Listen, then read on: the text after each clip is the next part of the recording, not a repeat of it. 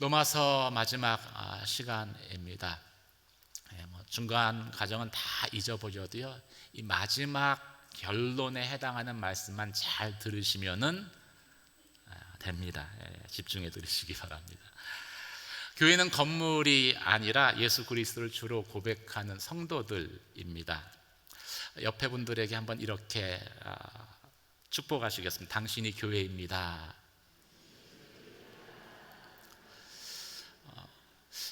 그렇기 때문에 이 교회를 세우는 방법은 벽돌을, 예전에 저 다닐 때는 이제 벽돌 헌금했었는데, 벽돌을 쌓아 올리는 것이 교회를 세우는 것이 아닙니다. 성전된 성도들을 돌보는 것이 교회를 세우는 것이죠.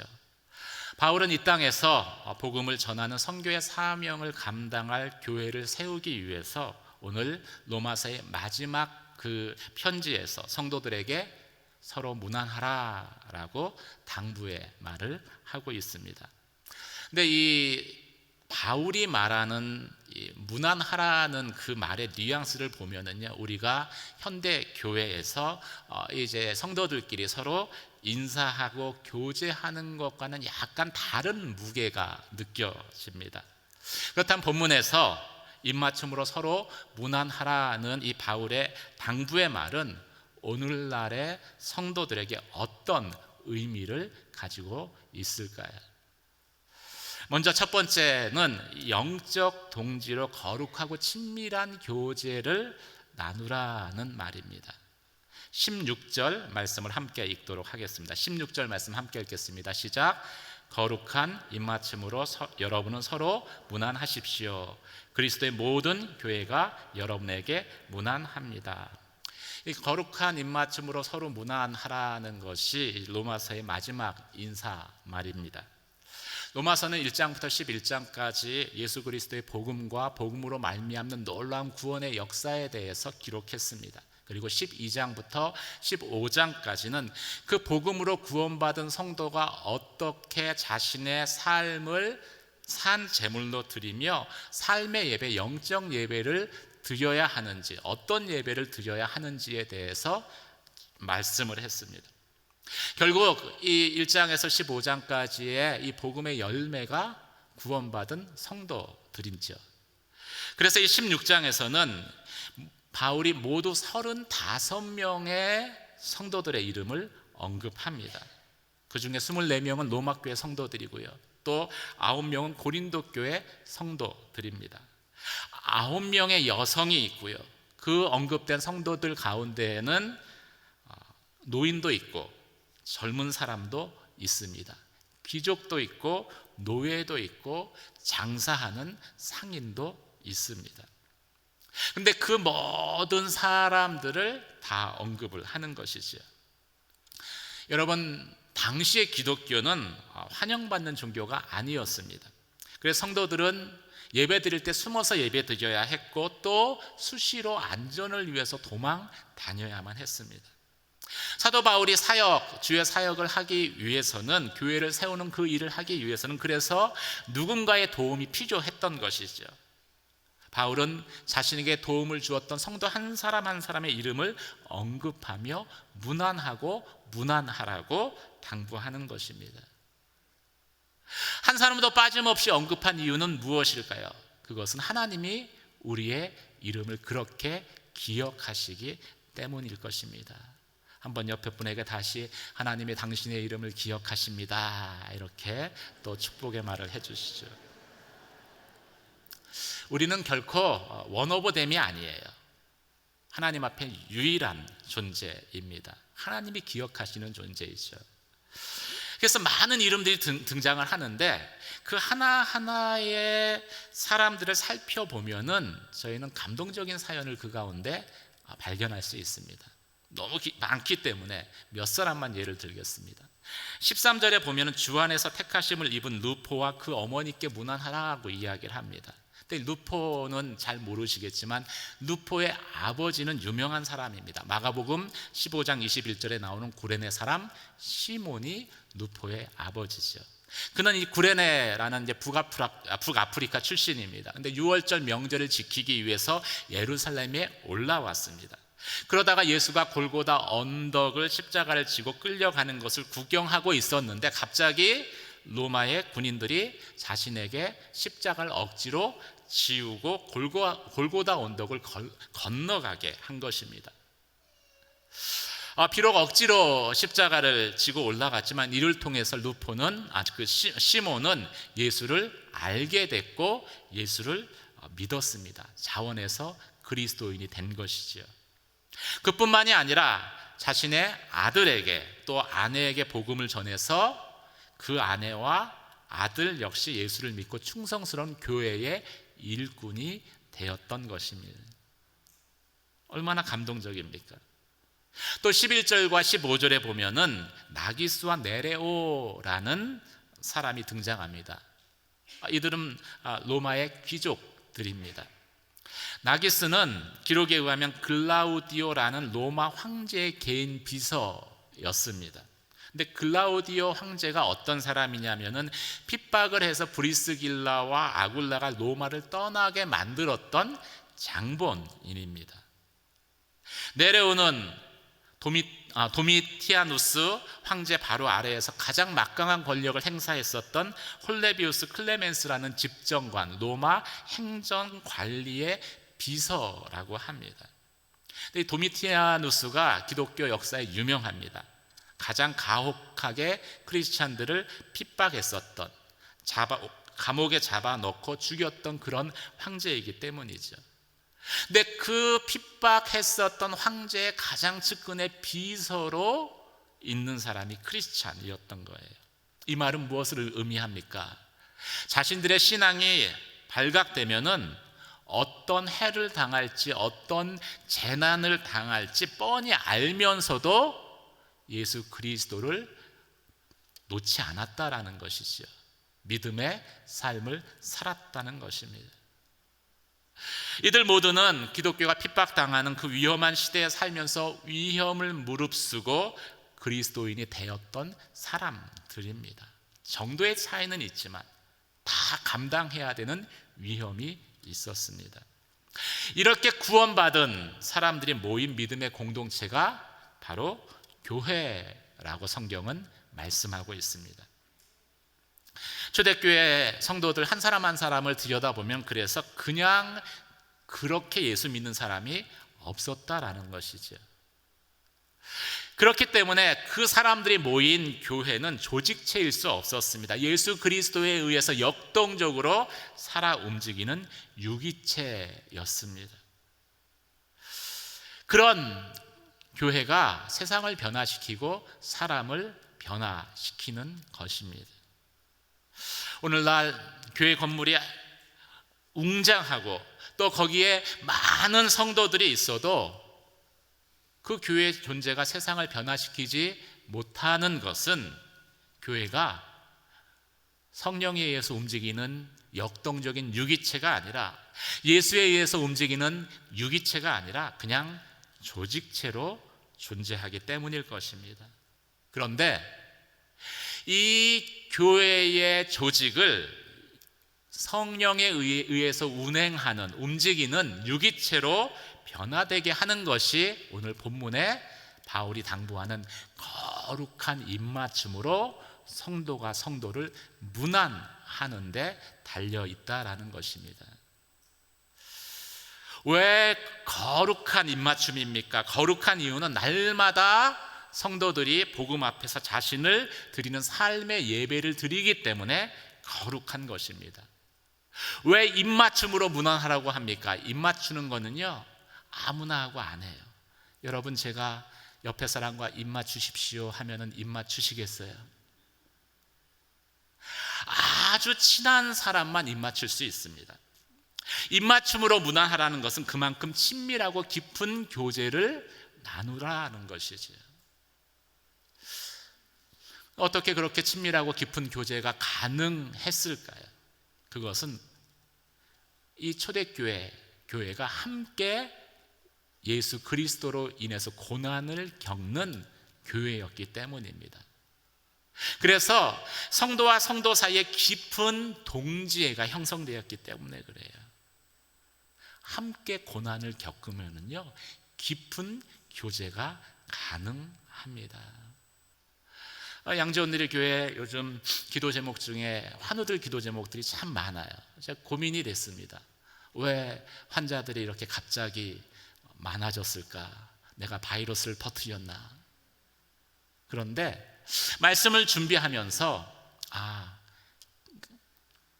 질병으로 인해서 또 자녀가 참 아파서 고통당하는 성도들과 함께할 때 우리가 영적 동지가 되고 또 영적 동지가 됨을 통해서 깊이 교제하기를 원하시는구나 라는 그러한 생각을 하게 되었습니다.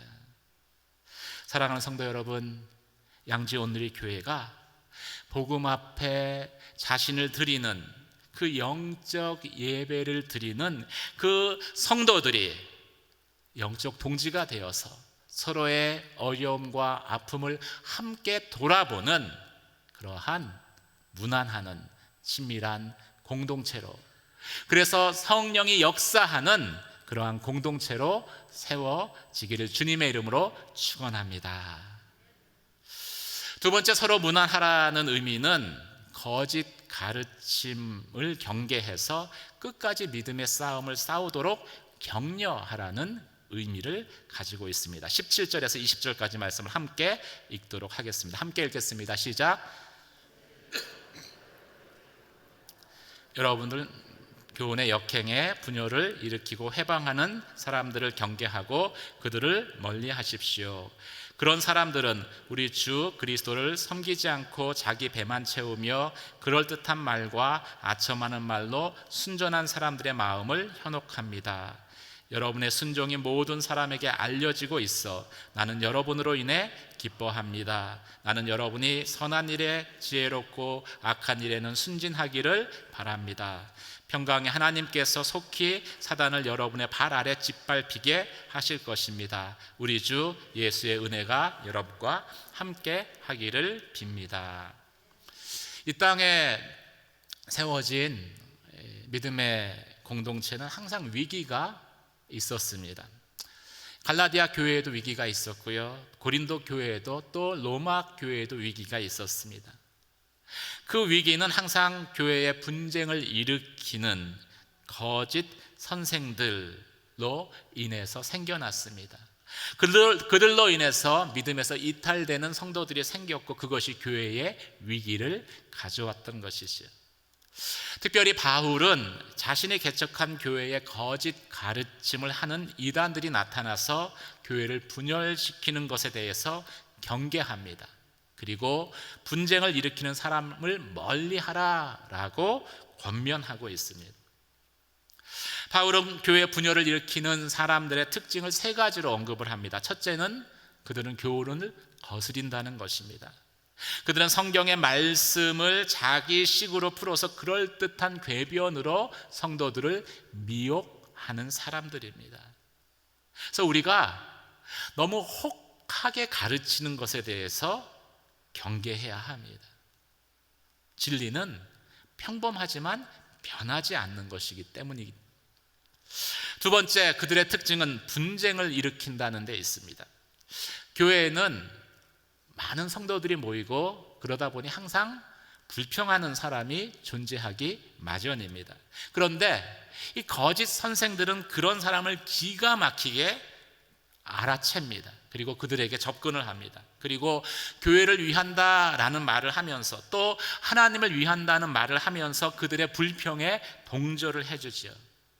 그러면 그 불평하는 성도의 마음이 강탈당합니다. 혹하고 미혹되는 것이죠. 세 번째 특징은 거치게 한다는 것입니다. 처음에는 점잖게 교회를 위하는 척 하다가 자신의 본색이 드러나면 그때부터는 얼굴에 철판을 깔고 정면으로 교회를 대적하기 시작을 합니다. 이단에 넘어간 교회를 보면은 그런 과정들이 쭉 진행이 되더라고요. 그런 일들이 일어나기 전에 사도 바울은 그런 사람이 있는가 조심해서 살피라라고 말씀하고 있습니다. 그리고 그런 사람이 있으면 그들을 떠나라, 그들을 멀리하라라고 권면하고 있습니다. 멀리해야 하는 이유는 가까이 하면 결국 나도 믿음의 길에서 이탈되어질 것이기 때문입니다. 멀리하라는 이유는 교회를 분열시키는 그 분쟁의 배경에 사람이 아닌 사단이 존재하기 때문입니다. 사단이 주로 하는 일들이 교회된 성도들을 나누고 분열시키는 것입니다. 그러면 교회가 무기력해져요. 교회라는 형태, 교회라는 이름은 있지만 교회가 무기력해집니다. 무기력해지면 아무런 역사가 교회를 통해서 나타날 수 없는 것이지. 그래서 이 교회에서 중요한 것은 어떤 하나님 나라를 위해서 위대한 프로젝트를 하는 것도 중요합니다. 프로젝트를 하는 것도 중요하지만 또 마귀를 대적하며 대적기도 하는 것도 중요하지만 성도들을 돌아보는 것입니다. 성도들을 돌아봐서 믿음에 이탈된 사람이 없게 하고 거룩하고 친밀한 교제를 통해서 사랑으로 하나 되게 하고 성도 간의 사랑과 선행을 격려하는 그것이 가장 중요한, 가장 우선적인 주의 사역인 것이죠. 물론 저희가 살아가는 시대는 이 로마 시대에 비하면 훨씬 더 신앙생활하기 좋은 환경입니다. 여러분 예수 믿는 것 때문에 고문당한 분 있으세요? 끌려가서? 없죠. 또 예수 믿는 것 때문에 주변에 처형당한 분 있으세요? 적어도 이 나라에는 없습니다. 이 초대교회처럼 이 사도행전 시대처럼 원형 경기장에 예수 믿는다고 끌려가서 사자밥이 되는 일들도 없습니다. 그렇다고 해서 이 땅에서 그런 믿음의 삶을 살아가는 게 쉽냐? 아니요. 여전히 어렵습니다. 사단은 우는 사자처럼 지금도 두루 삼킬 성도들을 찾고 있기 때문인 것이죠. 세상은 끊임없이 우리를 향해서 믿음으로 모험하는 삶보다는 편안하고 안전한 삶을 살라라고 유혹합니다. 믿음의 결단을 못하게 해요. 또 창조 대신 진화를 가르치며 경쟁 또 성공을 추구하는 학교 교육 가운데에서 저희가 자녀들을 키워야 되는데 그 자녀를 온전히 믿음으로 키우는 것이 쉽지 않습니다. 많은 갈등이 우리 안에 생겨나요. 동성애 합법화와 같은 그 사회 분위기 속에서 동성애는 죄입니다 라고 외치는 그것도 많은 용기가 필요합니다. 또 이런 외적인 환경적인 것들을 논하지 않더라도 우리가 믿음의 삶을 살다가 갑작스럽게 원치 않는 재난을 당할 때가 있습니다. 교통사고를 당할 때가 있고 또 갑작스럽게 사랑하는 사람이 자녀가 병에 걸리는 일도 있습니다. 내가 열심히 교회 섬기고 그리고 열심히 신앙생활 했는데 왜 내게 이런 일이 일어날까? 이런 어려움 가운데 고난 가운데 있는 그런 사람들이 계속해서 믿음에 흔들리지 않고 하나님을 신뢰하는 것도 자연스럽게 이루어지는 일들은 아닙니다. 그래서 이 땅에 교회 공동체가 필요한 것이지요. 그래서 교회에서 성도들끼리 서로를 돌아보는 거룩한 입맞춤으로 서로를 돌아보는 친밀하고 거룩한 교제가 필요한 것입니다. 서로 돌아보아 사랑과 선행을 격려하며 모이기를 패하는 어떤 사람들의 습관과 같이 하지 말며. 사랑하는 성도 여러분, 양지 오늘의 교회가 서로 돌아봐 사랑과 선행을 격려하는 그런 공동체가 되기를 주님의 이름으로 축원합니다. 돌아보려면 모여야 돼요. 코로나가 끝났고 이제 코로나에 적응된 저희들은 모이는 것이 번거롭다라고 느껴질 것입니다. 그래도 모이기를 힘써야 합니다. 모였을 때 돌아볼 수 있기 때문인 것이죠. 예수님은 저희에게 선한 데는 지혜롭고 악한 데는 미련하라고 말씀하셨습니다. 믿음의 공동체가 서로 돌아보면서 끝까지 이런 믿음의 삶을 살도록 서로를 격려해야 합니다. 한번 옆에 분들에게 다시 하겠습니다. 선한 데는 지혜롭고 악한 일에는 미련하십시오.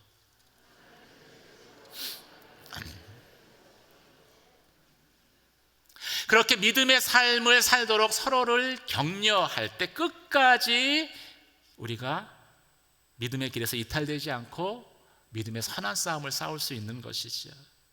그리고 그 끝까지 믿음의 싸움을 싸워야지 비로소 사단이 예수 그리스도의 십자가 앞에 패배했다는 것을 우리가 비로소 삶에서 경험하게 될 것입니다. 사랑하는 성도 여러분, 저는 양재온누리교회 순모임이 서로를 돌아보고 끝까지 믿음의 싸움을 싸우도록 격려하고, 그리고 그래서 끝까지 믿음의 싸움을 통해서 얻는 하나님의 승리, 예수 그리스도가 우리 가운데 주신 그 승리의 기쁨을 나누는 그러한 순모임이 되고 공동체가 되시길 주님의 이름으로 축원합니다.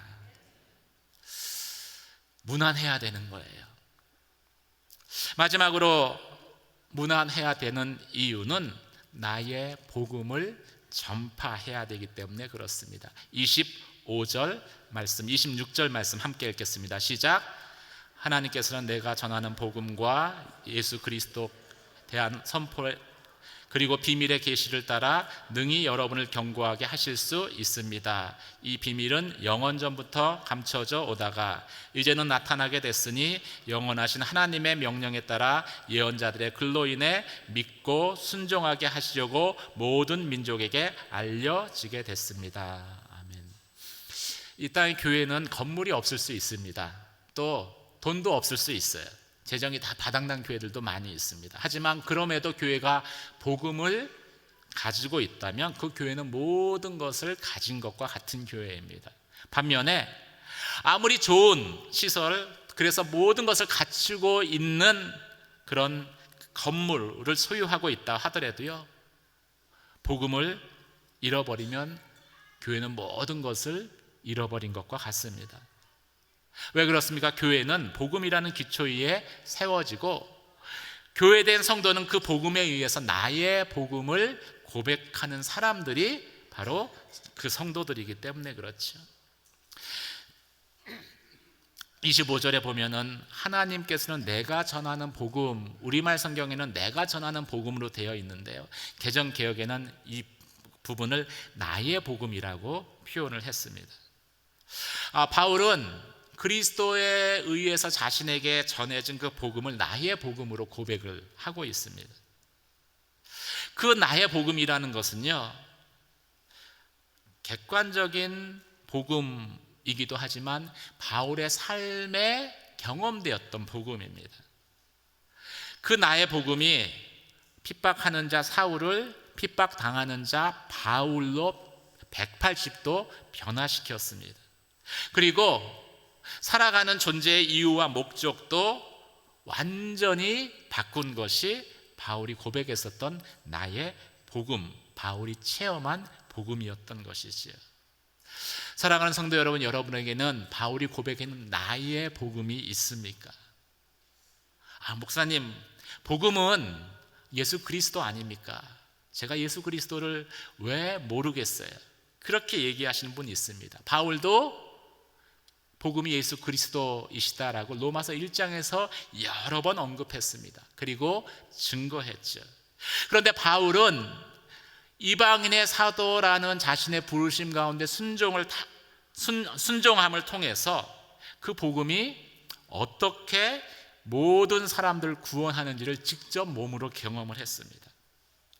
그 복음은 이방인과 유대인의 그 민족의 차이를 뛰어넘고 귀족과 노예의 신분의 차이를 뛰어넘고 남자와 여자의 성별의 차이도 뛰어넘고 누구든지 그 복음을 통해서 구원받고 그들의 삶이 변화되고 그 복음이 증거되는 것을 바울은 자신의 삶을 통해서 경험했고 그것을 나의 복음이다 라고 고백한 것입니다.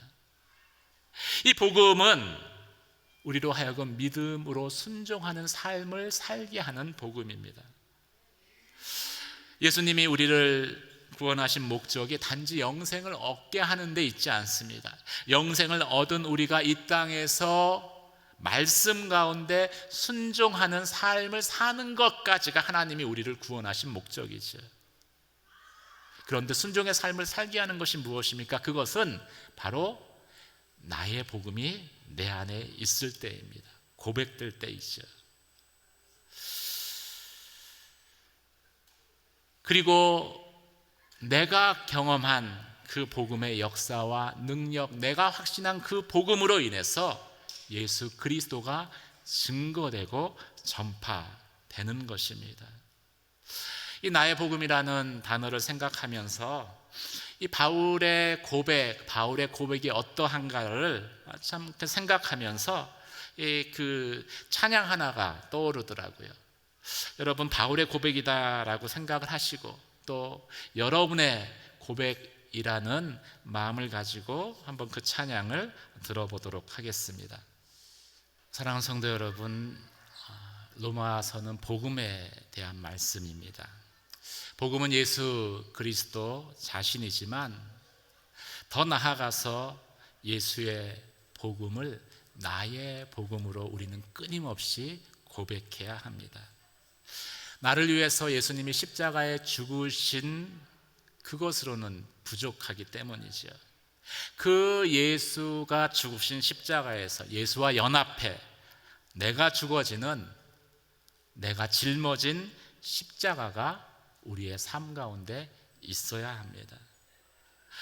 그 십자가를 통해서, 내가 진 십자가를 통해서 예수 그리스도의 복음이 내 안에 머무는 것이 아니라 나를 뛰어넘어서 나의 이웃 가운데 또 다른 민족 가운데에도 증거될 것이기 때문입니다. 물이 바다를 덮음과 같이 여호와를 아는 지식이 온 땅에 가득하리라.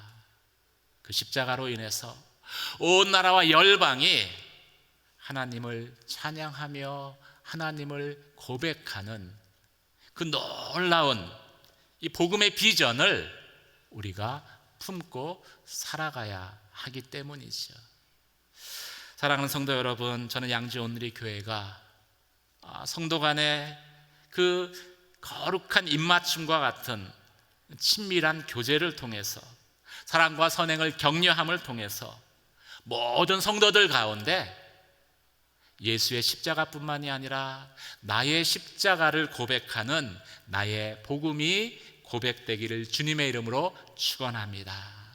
그리고 그 고백 가운데, 그 복음의 비전 가운데 온전히 우뚝 서는 양지 온누리 교회가 되기를 주님의 이름으로 축원합니다. 기도하겠습니다. 은혜와 사랑의 하나님 아버지, 로마서의 말씀을 통해서 예수 그리스도가 복음 되심을 저희 가운데 알게 하시고 깨닫게 하시고 고백하게 하셔서 감사드립니다. 예수의 십자가가 나도 함께 그 십자가에 연합해 죽는 나의 십자가로 고백되게 하여 주시옵소서. 예수 그리스도의 복음이 바울이 고백했었던 나의 나의 복음 되게 하여 주시옵소서. 양지 온누리 교회 모든 성도들이 그냥 그렇게 살아가는 성도가 아니라 하나님께 그 이름이 기억되어지는 나의 복음을 고백하는 믿음의 사람들 되게 하여 주시옵소서. 그리고 우리 안에 한 사람도 그 길에서 낙오되지 않도록 사랑과 선행을 격려하는 믿음의 공동체 되게 하여 주시옵소서. 그렇게 행하실 주님의 이름을 높여드리며 우리 주 예수 그리스도의 이름으로 기도드립니다.